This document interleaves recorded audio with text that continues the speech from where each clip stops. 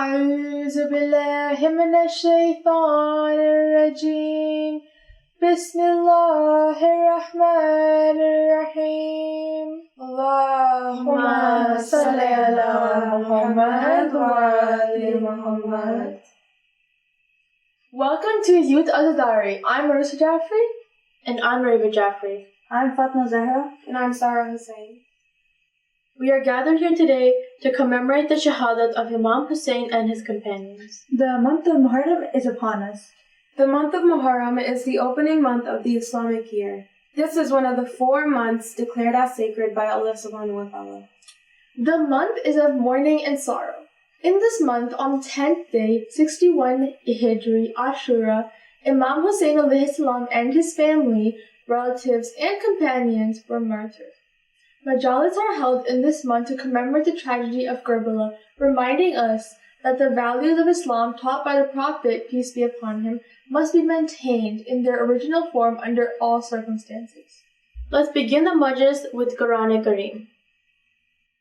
أعوذ بالله من الشيطان الرجيم بسم الله الرحمن الرحيم إذا السماء انفطرت وإذا الكواكب انكثرت وإذا البحار فجرت وإذا القبور بعثرت علمت نفس ما قدمت وأخرت يا أيها الإنسان ما غرك بربك الكريم الذي خلقك فسواك فعدلك في أي صورة ما شاء ركبك كلا بل تكذبون بالدين وإن عليكم لحافظين كراما كاتبين يعلمون ما تفعلون إن الأبرار لفي نعيم وإن الفجار لفي جحيم يصلونها يوم الدين وما هم عنها بغائبين وما أدراك ما يوم الدين ثم ما أدراك ما يوم الدين يوم لا تملك نفس لنفس شيئا والأمر يومئذ لله صدق الله العلي العظيم. Subhanallah.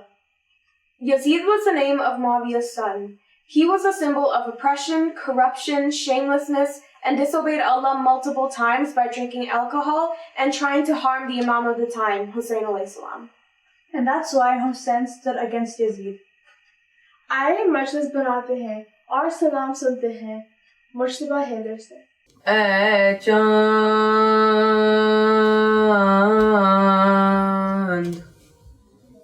करबला के तूने तो देखे होंगे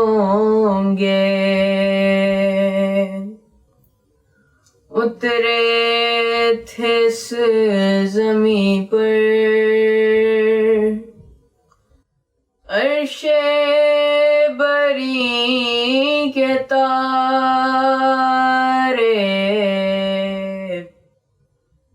ऐ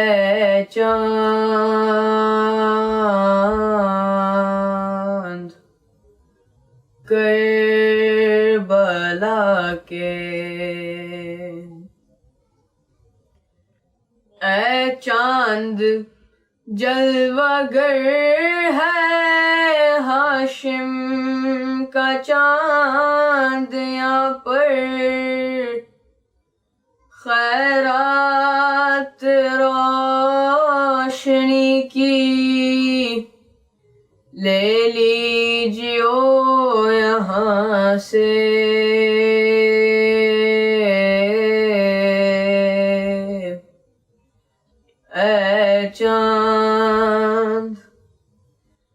اے چاند اس زمین پر رکھیو ہمیشہ ٹھنڈک سوتے جو ہیں یہاں پر زہرا کے ہیں یہ پیارے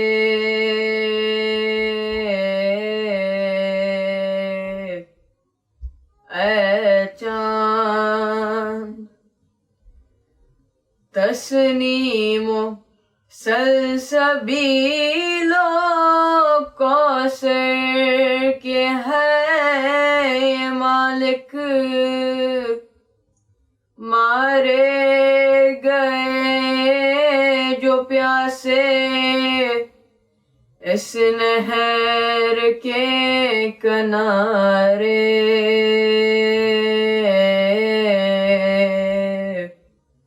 اے چاند حر اور حبیب جیسے جانباز اور احبا مارے گئے یہیں پر انصار شاہدین کے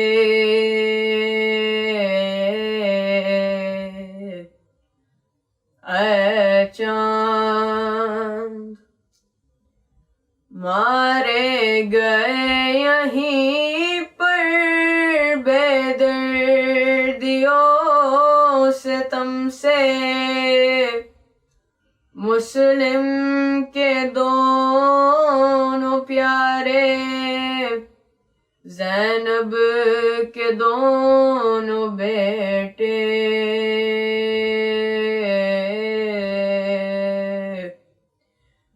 اے چاند پامال ہو رہی تھی قاسم کی لاش رن میں عباس اور سرور چنتے تھے ان کے ٹکڑے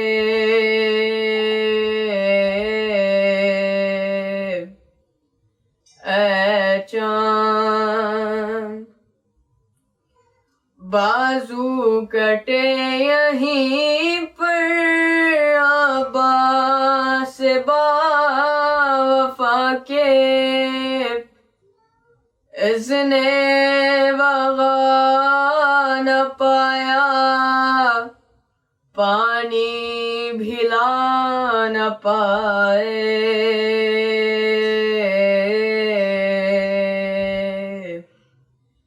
اے چاند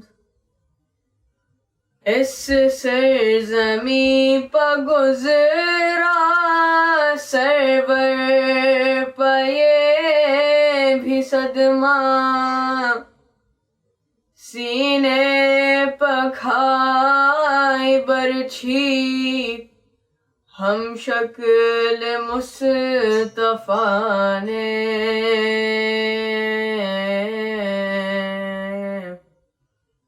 اے چاند پانی پلانے لائق محل کو سرور کیا ذبح حرملا نے تیرے ستم لگا کے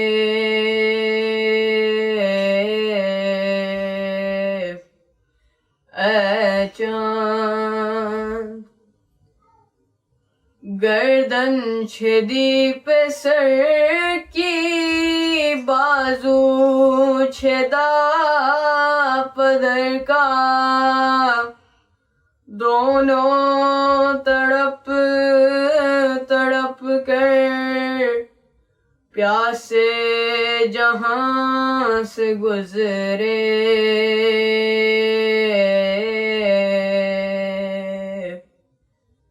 اے چاند اس بن میں ایک بچی بابا کو ڈھونڈتی تھی بکھرے ہوئے پڑے تھے جب سے بری دلاشیں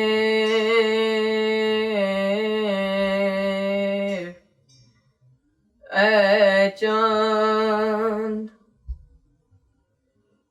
شہزادہ جناحی مالک ہے کربلا کا کس کی مجال آئے جب تک نہ وہ بلائے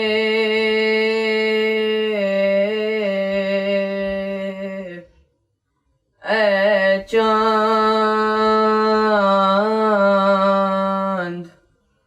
کربلا کے تو نے تو دیکھے ہوں گے اترے تھے اس زمین پر عرش بری کے تارے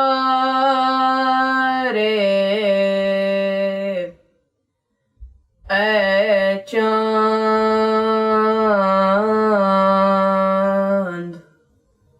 کربلا کے MashaAllah. That was a beautiful kalam, written by Shaheed Sibt Jafar. Whenever I hear this salam, it reminds me of being in Karbala. اب مجلس کا وقت ہوا ہے and we are very fortunate to have Maulana Muhammad Taqi Mehdavi all the way from Iran to recite a hadith. ہم آپ کی خدمت میں اور آپ کی پوری ٹیم کی خدمت میں حضرت امام حسین علیہ السلام اور ان کے جانثار اصحاب کی شہادت کی تعزیت پیش کرتے ہیں، اور ساتھ ہی ساتھ آپ کے چینل کے توسط سے تمام مومن و مومنات کی خدمت میں، بالخصوص حضرت امام زمانہ عجل اللہ تعالی فرج الشریف کی خدمت میں ان کے جد بزرگوار کی تعزیت پیش کرتے ہیں۔ ایک درود پڑھ دیجیے گا محمد و آل محمد پر۔ اللہم صلی علی محمد و آل محمد وعجل فرجہم۔ اعوذ باللہ من الشیطان الرجیم، بسم اللہ الرحمن الرحیم، الحمد للہ رب العالمین، والصلاة والسلام علی محمد وآلہ الطیبین الطاہرین، ولعنۃ اللہ علی اعدائہم اجمعین، اما بعد فقد قال اللہ تبارک وتعالی فی محکم کتابہ المجید وفرقانہ الحمید، بسم اللہ الرحمن الرحیم، من المؤمنین رجال صدقوا ما عاہدوا اللہ علیہ فمنہم من قضى نحبہ ومنہم من ينتظر وما بدلوا تبدیلا۔ درود پڑھ دیجیے گا محمد و آل محمد پر۔ اللہم صلی علی محمد و آل محمد وعجل فرجہم۔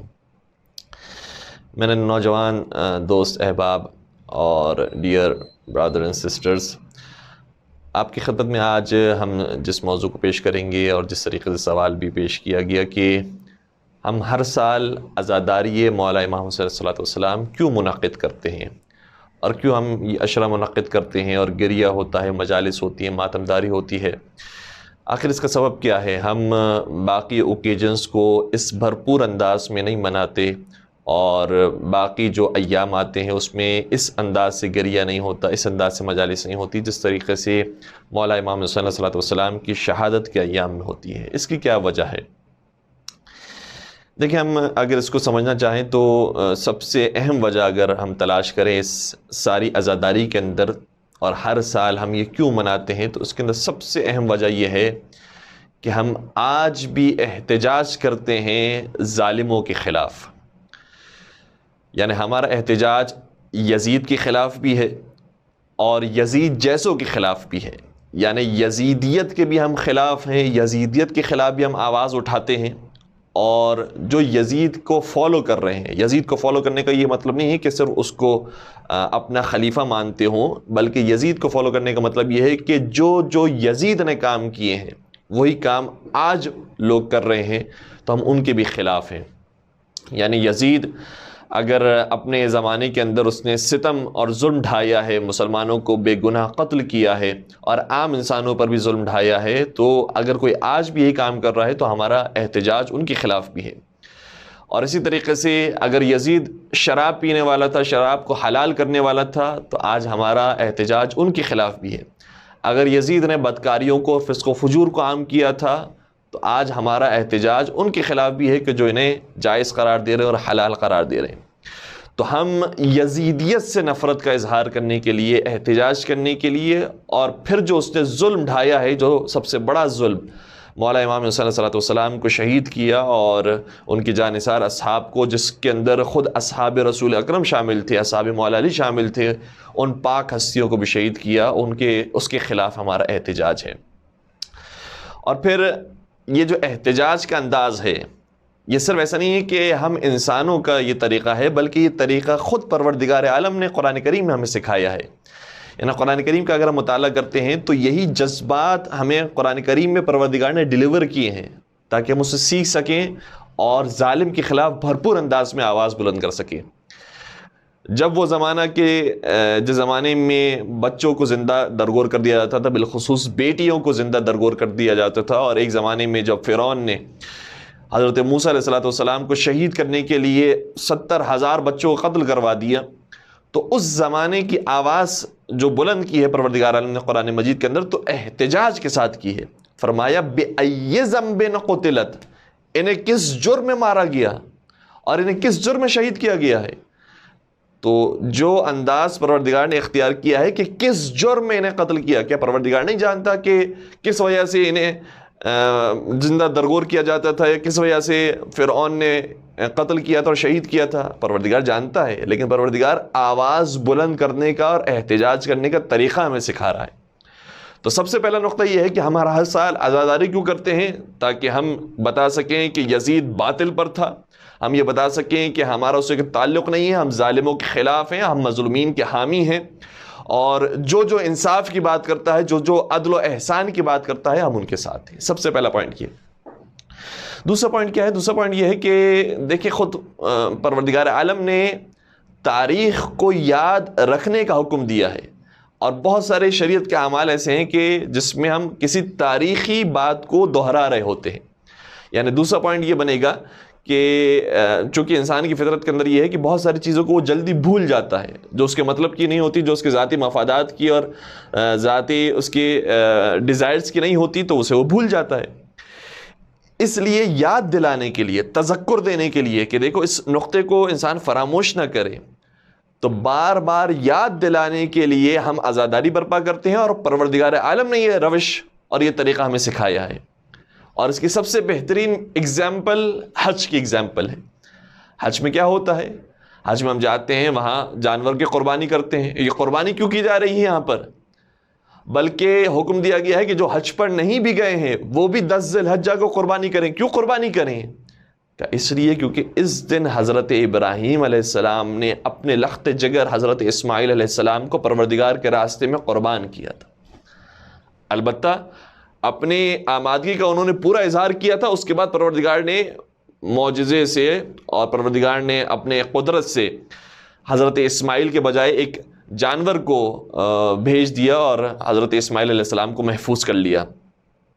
تو اس واقعے کی یاد میں کہ حضرت ابراہیم علیہ السلام نے خدا کے لیے اپنا سب کچھ دینا گوارا کر لیا اور پروردگار کے راستے میں اپنا سب کچھ قربان کرنے کے لیے تیار ہو گئے، اس واقعے کو یاد دلانے کے لیے آج ہم قربانی کر رہے ہیں. جبکہ یہ واقعہ کب پیش آیا ہے؟ اس کو مثال کے طور پر 2000 سال کم از کم گزر چکے ہیں. تو اتنا پرانا واقعہ ہے لیکن آج بھی ہم اسے دہرا رہے ہیں. کیوں؟ تاکہ انسان فراموش نہ کرے اور یہ لیسنز بار بار یاد رکھے کہ پروردگار کے راستے پر انسان سب کچھ دینے کے لیے تیار ہو جائے. اپنی اولاد کو، اپنے مال کو، اپنی جائیداد کو، خود اپنے آپ کو دینے کے لیے انسان قربان ہو جائے. کیونکہ انسان کی زندگی کا ہدف کیا ہے؟ یہ جو ہم جملہ پڑھتے ہیں کسی کی موت کی خبر سن کر، یہ اصل میں ہدف ہے ہماری زندگی کا. وہ کیا جملہ ہم کہتے ہیں؟ انا للہ و انا الیہ راجعون. ہمیں بنایا بھی اللہ کے لیے ہے اور ہمارا سفر بھی اللہ ہی کی طرف ہے. تو سب کو جانا ہے پروردگار کی بارگاہ میں اور ہم ہیں بھی اللہ کے لیے. اس لیے اللہ کے لیے ہم کیا کیا دے سکتے ہیں یہ ہمیں اپنی زندگی میں ثابت کرنا ہے. تو دوسرا اس کا جو اہم پہلو ہے وہ یہ ہے کہ ہسٹری کو ہمیں یاد رکھنا چاہیے. اور ہسٹری ہر قوم میں یاد رکھی جاتی ہے، صرف مسلمانوں کی بات نہیں ہے، قرآن کریم کی بات نہیں ہے. ہر قوم اپنی ہسٹری کو یاد رکھتا ہے.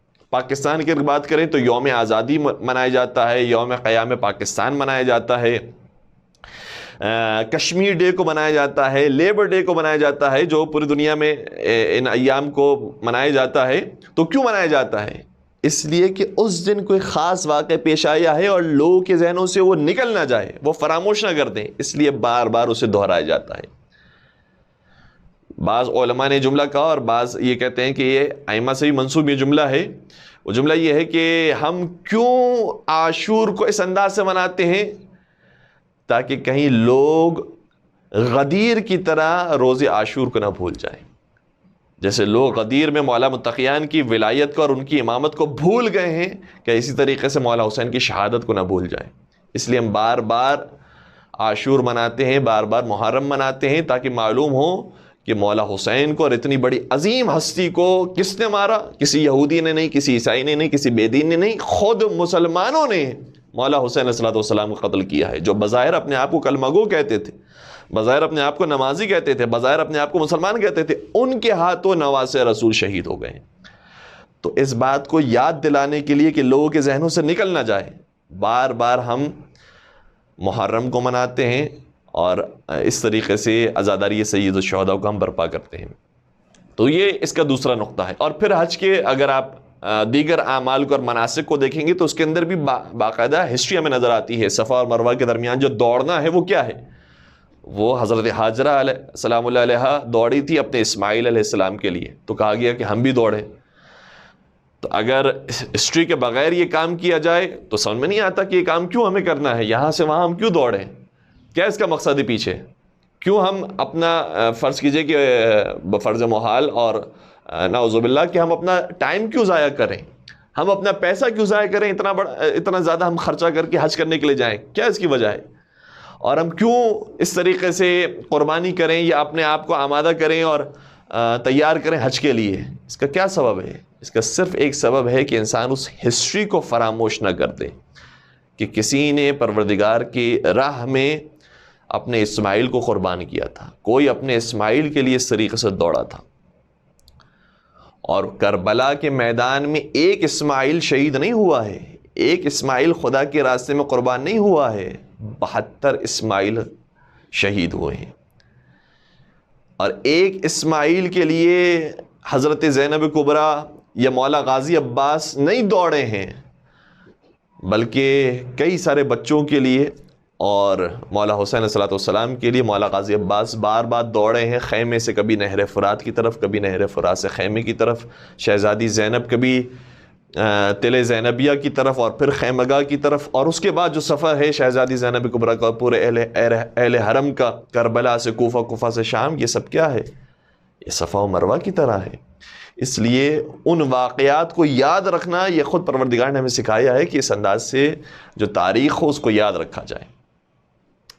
تیسرا اس کا پوائنٹ کیا ہے؟ تیسرا پوائنٹ آپ کی خدمت پیش کر رہے ہیں وہ یہ ہے کہ جب ہم کسی چیز کو یاد رکھتے ہیں اور جب ہم واقعے کو، ہسٹری کو دوڑاتے ہیں تو اس سے خود ہمارے نالج کے اندر اضافہ ہوتا ہے، ہمارے علم میں اضافہ ہوتا ہے، ہمیں ہسٹری معلوم ہوتی ہے اور ہم ساتھ ساتھ یہ بتا رہے ہوتے ہیں کہ ہمارا تعلق کس گروہ سے ہے. جو ہسٹری کے اندر 2 طرح کے گروہ ہیں، ایک حق پر ہے، ایک باطل پر ہے، تو ہمارا تعلق کس گروہ سے ہے؟ یہ پہچان کروانا بھی بہت ضروری ہے. یہ اس کا تیسرا نقطہ ہے کہ ہم اپنی پہچان کروانا چاہتے ہیں, اپنی شناخت بتانا چاہتے ہیں, ہمارا تعلق کس گروہ سے ہے. ہم یزید کو نہیں مانتے, اس پر لعنت بھیجتے ہیں. مولا حسین کے خدمت میں ہم سلام عرض کرتے ہیں, ان کی خدمت میں جا کر ہم زیارت کرتے ہیں اور ان کی قبر بوسی کرتے ہیں. یہ کیوں کرتے ہیں؟ تاکہ ہمیں پتہ چلے کہ ہمارا تعلق مولا حسین علیہ الصلوۃ والسلام کے قبیلے سے اور ان کے جیسے افراد سے. اور تاریخ کے اندر مولا امام حسین علیہ الصلوۃ والسلام کے اس مشن کو مٹانے کی بہت زیادہ کوشش کی گئی. یعنی آپ دیکھیں تو قبر امام حسین علیہ الصلوۃ والسلام کو مسمار کرنے کی کوشش کی گئی. پھر جھوٹی روایتیں گھڑی گئیں عاشور کے بارے میں کہ عاشور کا دن خوشی منانے کا دن ہے, نعوذ باللہ. یہ کیوں کیا گیا؟ وہ بتانا چاہ رہے ہیں کہ مولا حسین پر کوئی گریہ کرنے والا نہ ہو, مولا حسین کو صحیح پہچاننے والا نہ ہو. تو یہ سارے کام مولا حسین علیہ الصلوۃ والسلام اور اس واقعے کو مٹانے کے لیے تھے کہ تاکہ کوئی پتہ نہ چل سکے اور پہچان نہ ہو سکے کہ صحیح کون ہے غلط کون ہے. تو جھوٹی روایتیں گڑی گئی, مولا امام صلی اللہ علیہ وسلم کی قبروں کو مسمار کیا گیا, کربلا جانے والے زائرین پر تشدد کیا گیا, انہیں قتل کیا گیا, ان کے ہاتھوں کو کاٹا گیا. پوری ہسٹری موجود ہے, متوکل کے مظالم موجود ہیں, حجاج کے مظالم موجود ہیں. اور پھر جو ابن سکیت جیسے لوگ ہیں جو محبت رکھنے والے ہیں اہل بیت سے, بلکہ بعض علماء اہل سنت ان کے ساتھ بھی بڑی زیادتی کی گئی, یہ کہہ کر کہ یہ رافضی ہو گئے ہیں, یہ شیعہ ہو گئے ہیں, انہیں بھی بہت زیادہ تشدد کا نشانہ بنایا گیا. جیسے امام نسائی ہو گئے جنہوں نے سنن نسائی لکھی, ان کے ساتھ تشدد کیا گیا. یا مثال کے طور پر خطیب بغدادی ہیں یا سبت ابن جوزی ہیں, ان کے اوپر رافضیت کا الزام لگایا گیا. ابن ابی الحدید معتزلی پر, حاکم نیشاپوری پر, یہ بہت بڑے بڑے علماء اہل سنت کے نام ہیں. تو ان کے اوپر رافضیت کا الزام لگایا گیا کہ یہ اہل بیت کے ماننے والے ہیں, یہ اہل بیت کے چاہنے والے ہیں. حتیٰ خود اہل سنت کے اندر اہل بیت سے محبت رکھنے والے لوگ موجود ہیں, اور میں اس پر کچھ گزارشات بھی بیان کرنے کی کوشش کروں گا. تو اس کے باوجود بھی رافضیت کا الزام لگا کر فہرست سے الگ کرنے کی کوشش کی گئی کہ نہیں, لوگ انہیں نہ مانیں, لوگ ان کی طرف نہ جائیں. امام شافعی جو خود بھی اہل بیت علیہ السلام کے بڑے شیدائی تھے اور بہت محبت رکھتے تھے, بڑی عقیدت رکھتے تھے, اور کئی سارے اشعار میں واضح ہے ان کی عقیدت. تو ان کا بھی یہ جملہ ہے, کیا تاریخ اور بڑا خوبصورت جملہ انہوں نے ارشاد فرمایا کہ مجھے تعجب ہوتا ہے اس قوم کے اوپر جو نماز کے اندر آل رسول پر درود و سلام بھیجتے ہیں, کیونکہ واجب ہے درود بھیجنا. اللہم صلی علی محمد وعلی محمد تشہد کے اندر پڑھنا واجب ہے. کہ وہ صلوات جس میں وہ درود بھیجتے ہیں آل محمد پر, تو مجھے تعجب ہوتا ہے اس قوم پر کہ جو درود بھی بھیجتے ہیں نماز میں اور ساتھ ساتھ آل محمد کو قتل بھی کرتے ہیں اور پیاسا مار دیتے ہیں. تعجب ہوتا ہے ایسی قوم پر, یہ کیسی قوم ہے؟ ایک طرف سے انہی پر صلوات بھیج رہے ہیں اور دوسری طرف سے انہیں شہید کر رہے ہیں. تو یہ پہچان کروانے کے لیے کہ ہمارا تعلق کس قبیلے سے, ہم کن کو ماننے والے ہیں, اس لیے ہم بار بار عزاداری برپا کرتے ہیں, مولا حسین پر گریہ کرتے ہیں, ان کی شہادت کو مناتے ہیں اور یزید پر لعنت بھیجتے ہیں. چوتھا پوائنٹ کیا ہے؟ بس میرے پاس زیادہ وقت نہیں رہا, میں آپ کی خدمت جلدی لیے معروضات کو پیش کروں, بات کو مکمل کر دوں. چوتھا پوائنٹ یہ ہے کہ قرآن کریم کی آیت یہ ہے کہ قُل لَا أَسْأَلُكُمْ عَلَيْهِ أَجْرًا إِلَّا الْمَوَدَّةَ فِي الْقُرْبَى. اے رسول, آپ نے جو زحمتیں برداشت کی ہے اس کے اجر کے طور پر اس امت سے کچھ مانگیے. اور دوسری آیت میں یہی بیان کیا گیا ہے کہ جو آپ سے اجر رسالت کو مانگا گیا ہے وہ خود ہمارے آپ کے فائدے کے اندر ہے. وہ رسول اللہ کو فائدہ نہیں پہنچتا, اس کا ہمیں اور آپ کو فائدہ پہنچتا ہے. وہ کیا ہے؟ وہ یہ ہے کہ اہل بیت رسول سے محبت کی جائے. اگر کوئی رسول اللہ کو ریوارڈ دینا چاہتا ہے ان کی زحمات کی وجہ سے اور انہوں نے جو تکلیفیں برداشت کی, سیکریفائس کیا ہے, اس کا ریوارڈ دینا چاہتا ہے, تو وہ ان کے اہل بیت سے محبت کرے. اہل بیت سے کیا مراد ہے؟ خود اہل سنت کتابوں کے اندر بھی موجود ہے اور تمام مسلمان فرقوں نے اس روایت کو نقل کیا ہے کہ اہل بیت اور قربا سے مراد حضرت فاطمہ زہرا السلام علیہا, حضرت مولا متقیان علیہ السلام, حضرت امام حسن علیہ السلام, حضرت امام حسین علیہ السلام. تو امام حسین علیہ السلام سے محبت کا اظہار کرنا یہ قرآن کریم کا حکم ہے, اس لیے ہم اس حکم پر عمل کرتے ہیں.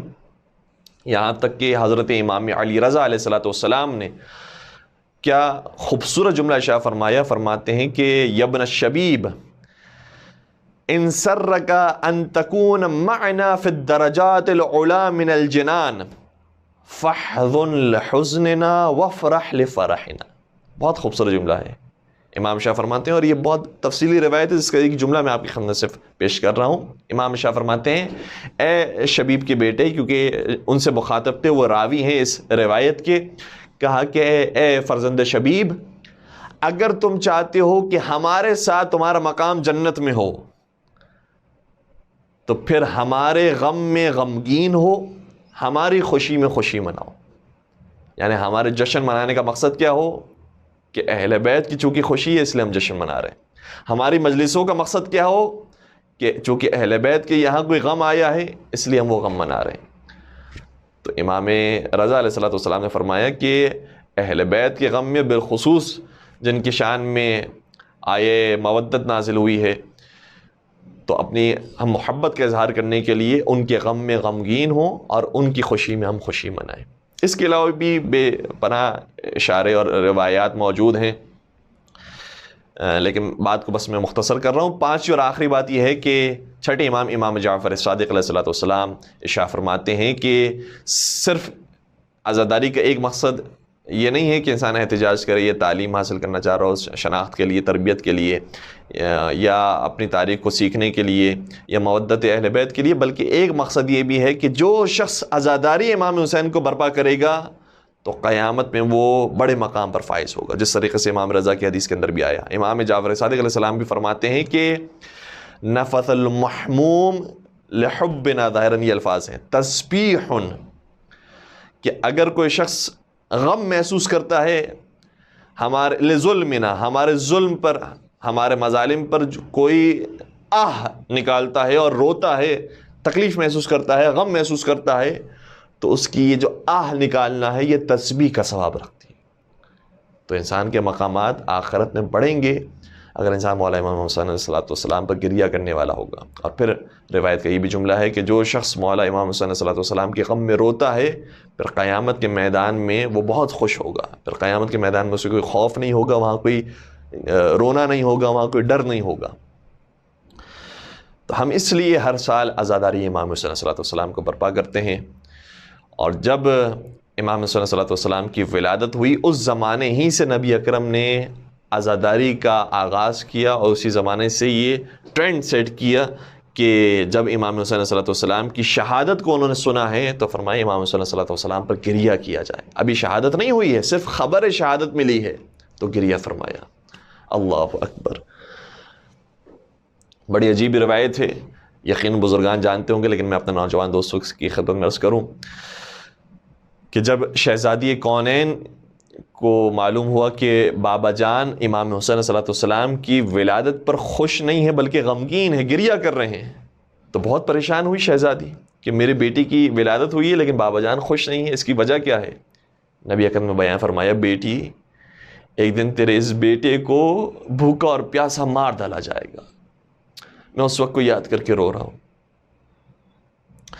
اب یہ بھی مادر گرامی اور حضرت فاطمہ زہرا سلام علیہ کا دل اور کلیجہ ہے کہ نہیں فرمایا کہ یا رسول اللہ آپ تقدیر کو بدل سکتے ہیں، آپ دعا فرمائیے میرے بیٹے کی جان بچ جائے. نہیں فرمائے میرے بیٹے کی جان بچ جائے، نہیں فرمائے میرا بیٹا اذیت سے، تکلیف سے بچ جائے، بلکہ حضرت زہرا بھی جانتی ہیں کہ انہی مصائب کی وجہ سے، اسی شہادت کی وجہ سے دین زندہ ہوگا، حق اور باطل روشن ہوگا. اس لیے شہادت کا انکار نہیں کیا، لیکن دوسرا سوال کیا، یا رسول اللہ یہ بتائیے جب میرا بیٹا حسین مارا جائے گا تو ان کی نصرت کرنے کے لیے کون موجود ہوگا؟ کیا آپ موجود ہوں گے؟ کیا میں موجود ہوں گی؟ کیا علی موجود ہوں گے؟ کیا حسن موجود ہوں گے؟ نبی اکرم نے فرمایا ہم میں سے کوئی بھی موجود نہیں ہوگا، حسین تنہا غریب مارا جائے گا. اللہ اکبر. پھر شہزادے نے سوال کیا، یہ بتائیے کہ پھر کون ہوگا کہ جو میرے حسین کو یاد کرے گا؟ دیکھیں دین کی بات ہے، کیونکہ حسین دین کا نام ہے. کون ہے جو میرے حسین کو یاد کرے گا؟ نبی اکرم نے شاہ فرمایا، ان نساء امتی یبکین علی نساء اہل بیتی وان رجالہم یبکون علی رجال اہل بیتی ویجددون العزاء جیلا بعد جیل فی کل سنہ. نبی اکرم نے کیا خوبصورت بشارت دی، فرمایا کہ اے میری بیٹی تم پریشان نہ ہو، تمہارے بیٹے حسین کا غم منانے کے لیے قوم پیدا ہوگی، جس قوم کی خواتین ہمارے اہل بیت کی خواتین پر روئیں گی، ان کے اوپر ڈھائے جانے والے مظالم پر روئیں گی، اور جس قوم کے مرد ہم اہل بیت کے مردوں کے اوپر ڈھائے جانے والا مصائب پر روئیں گے.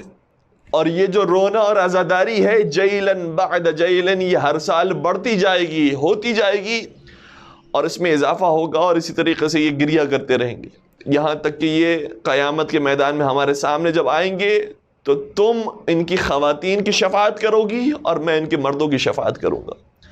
یا رسول اللہ، قیامت کے میدان میں آپ اس رونے کی وجہ سے ہماری شفاعت فرمائیے گا. اے شہزادی زہرا، آپ کے بیٹے کے ہم غمخوار ہیں، عزادار ہیں، اس گریہ کی وجہ سے آپ ہماری شفاعت فرمائیے گا. اور یہ صرف نبی اکرم نے ایک مرتبہ گریہ نہیں کیا، متعدد مقامات پر گریہ فرمایا ہے. ایک اور عجیب روایت یہ ہے کہ جناب ام سلمہ کہتی ہیں کہ ایک رات نبی اکرم اپنے حجرے سے باہر تشریف لے گئے، اور جب واپس آئے تو بال بکھرے ہوئے تھے، غمزدہ تھے، بہت پریشان تھے. میں نے سوال کیا ہے یا رسول اللہ کیا ہوا آپ کے ساتھ؟ فرمایا کہ مجھے جبرائیل نے خاک کربلا لا کر دی ہے، اور فرمایا ہے کہ اسی زرزمین پہ تیرا بیٹا حسین مارا جائے گا. مجھ سے برداشت نہ ہوا کہ میرا بیٹا حسین تن تنہا بھوکا پیاسا کس طریقے سے مارا جائے گا. میں کہوں گا یا رسول اللہ آپ نے صرف مٹی دیکھی تھی، خاک دیکھی تھی، جہاں پر حسین مارے جائیں گے تو آپ برداشت نہ کر سکے. جب خود سن 61 ہجری کا کربلا آئے گا تو وہاں زینب بنت علی اپنے بھائی کو تڑپتا ہوا اسی سرزمین پر دیکھیں گی. آپ نے مولا حسین کو تڑپتا ہوا نہیں دیکھا، لیکن شہزادی سکینہ ہوگی جو اپنے بابا کو اسی سرزمین پہ بے سر دیکھیں گی. اللہ اکبر. انا للہ و انا الیہ راجعون. الا ولعنت اللہ علی القوم الظالمین وسیعلم الذین ظلموا ای منقلب ینقلبون. پروردگارہ عنایت شکر و مال حضرت سیدہ کائنات میں جگہ عنایت فرما. پروردگارہ ہم سب کو ہر سال اسی طریقے سے عزاداری سید الشہداء منانے کی توفیق عطا فرما. اس عزاداری کو تمام امام بارگاہوں کو، مساجد کو دن دگنی رات چگنی ترقی عطا فرما. پالنے والے تمام مومنین کی جائز شرعی حاجات کو پورا فرما. ہمارے نوجوانوں کو اور ہماری ساری نسل کو امام زمانہ عجل اللہ تعالی فرج الشریف کے سپاہیوں میں شامل فرما اور ان کے ظہور پر نور میں تعجیل فرما. ربنا تقبل منا انک انت السمیع العلیم وتب علینا انک انت التواب الرحیم برحمتک یا ارحم الراحمین.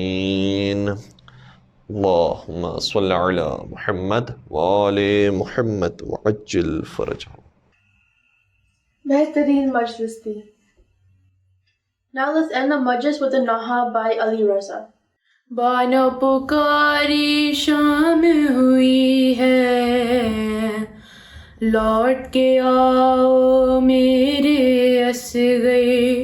بانو پکاری شام ہوئی ہے، لوٹ کے آؤ میرے اصغر.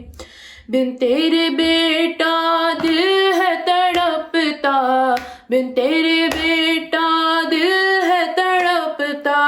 شکل دکھاؤ میرے اصغر. بانو پکاری شام ہوئی ہے، لوٹ کے آؤ میرے اصغر. بانو پکاری شام ہوئی ہے، لوٹ کے آؤ میرے اصغر. ڈھونڈنے جاؤ تجھ کو کہاں پر، چھایا اندھیرا ہے میرے دل بر. دشت میں ہو تم کس جا بیٹا، دشت میں ہو تم کس جا بیٹا. راستہ بتاؤ میرے اصغر. بانو پکاری شام ہوئی ہے، لوٹ کے آؤ میرے اصغر. بانو پکاری شام ہوئی ہے، لوٹ کے آؤ میرے اصغر. بن تیرے خالی خالی گھر ہے، آجا کے دل ماں کا مضطر ہے. تم ہو جہاں پر اے میرے جانی، تم ہو جہاں پر اے میرے جانی. ماں کو بلاؤ میرے اصغر. بانو پکاری شام ہوئی ہے، लौट के आओ मेरे ऐसे बानो पुकारी शाम हुई है लौट के आओ मेरे ऐसे चांद मुहर्रम के तू बदली में चला जा ए चांद मुहर्रम के तू बदली में चला जा तुझे देख के मर जाए ना तुझे देख के मर जाए ना बीमार है सुगरा ए चांद मुहर्रम के तू बदली में चला जा ए चांद मुहर्रम के तू बदली में चला जा घर ज़हरा के लुटने की खबर तूने सुनाई तुझे देख के रोती है मुहर्रम में खुदाई 1400 बरस बीते 1400 बरस बीते सब करते हैं शिकवा ए चांद मुहर्रम के तू बदली में चला जा ए चांद मुहर्रम के तू बदली में चला जा मिलने के लिए भाई से बेचैन बड़ी है कब से अली अकबर की ये राहों में खड़ी है बिछड़ी है ये मुद्दत से बिछड़ी है ये मुद्दत से इसे तो ना नजर आ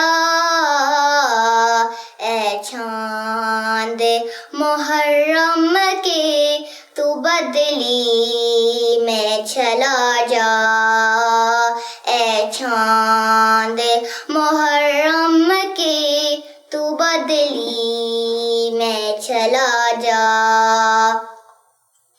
भैया की जुदाई में परेशान है रहती हर रोज ये नाना को रो रो की है कहती अकबर ना मिला नाना अकबर ना मिला नाना मैं मर जाऊंगी तन्हा ए चांद मुहर्रम के तू बदली में चला जा ए चांद मुहर्रम के तू बदली में चला जा Ajrukum Allah for being at this majlis with us. MashaAllah. Inshallah, we will see you in the next majlis. Keep watching Youth Corner with Jafri Sisters only on Kind TV. Vai Ali Akbara, Vai Ali Akbara.